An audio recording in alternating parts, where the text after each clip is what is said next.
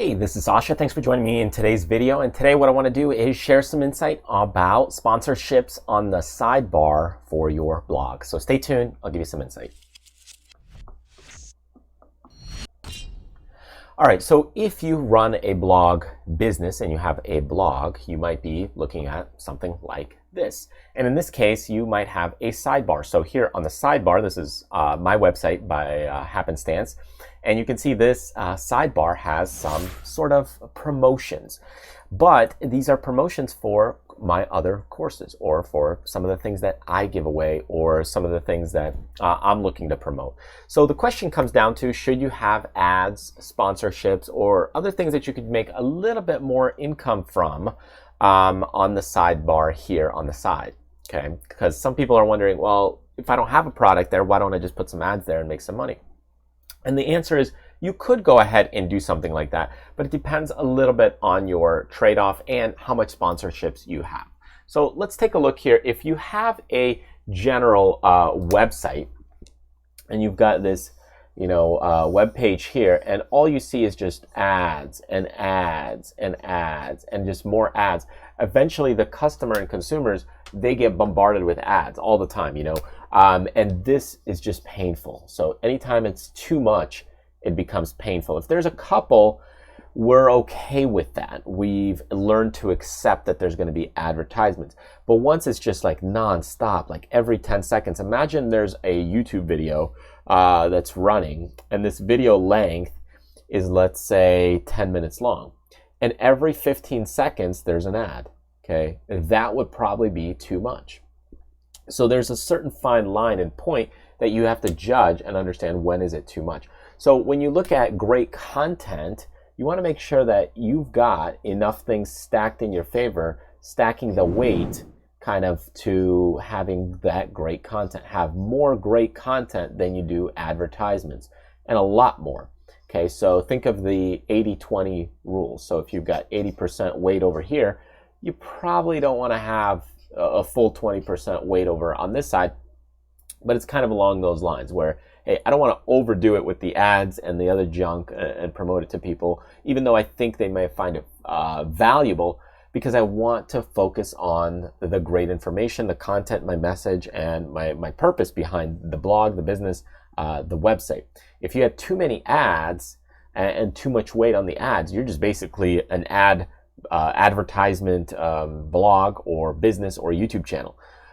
But if you've got that content, that's what people are going to. So make sure you have enough there. And I'd say at the beginning, it's okay to have kind of an 80-20 rule. I think later on, what you'll notice is you might even go to like a 90 and a 10. So what you'll notice happening there, and why it happens on my end, is it happens because I have my own freebies and giveaways. So for example, if you look at the freebies and giveaways that I have available on this website, there's plenty of them. There's tons of them that people could download and get started, and there's a lot of cheat sheets and so forth.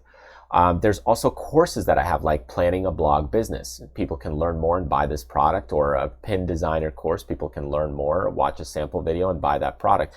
So why would I spend money? Think about it for a second. If I'm getting from an ad or advertisements, let's say $200 a month. Now that may not be the case, but let's just say it's $200 a month.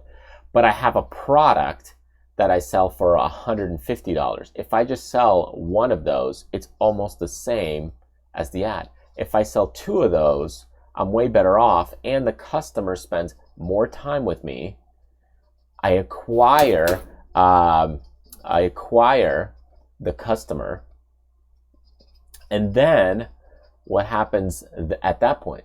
Well, I didn't clutter them with ads. I had a direct message.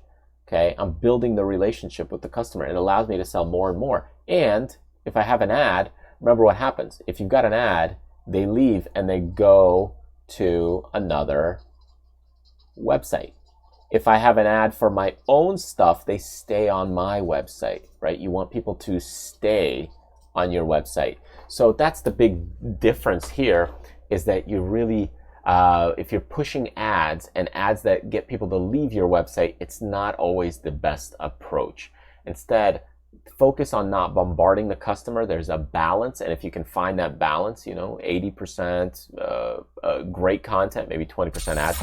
At the beginning, you might say, hey, well, there's not a lot of people visiting my site, so maybe I'll do like 60% content and 40% ads. That's fine, because you don't have as big of an exposure at the beginning. But later on, once you're starting to get traffic, you have maybe some products, and you have all these other things that you could be promoting, selling, and so forth, then in that case, why wouldn't you create like a freebie here on the side, so that way you could get a lead, a customer, because they might end up buying a product, a service from you. It's just way better off. That's what you're trying to do anyway. So I hope you find that helpful, and definitely check out a lot of the freebies that we have on our website at backstageincome.com. It's a great spot. There's tons of them. You could also click the link here on this video, or subscribe to the YouTube channel if you're brand new. So thanks for joining me. I hope this video helps give you some thoughts and takes as far as advertisements go. Yes, Google Ads and that kind of thing is the easiest way to get started with advertisements. There's Mediavine and many other companies out there. But if you're looking to just kind of get started with ads, yeah, you could put them up at the beginning, but just remember the bigger picture. You don't want people to leave your website.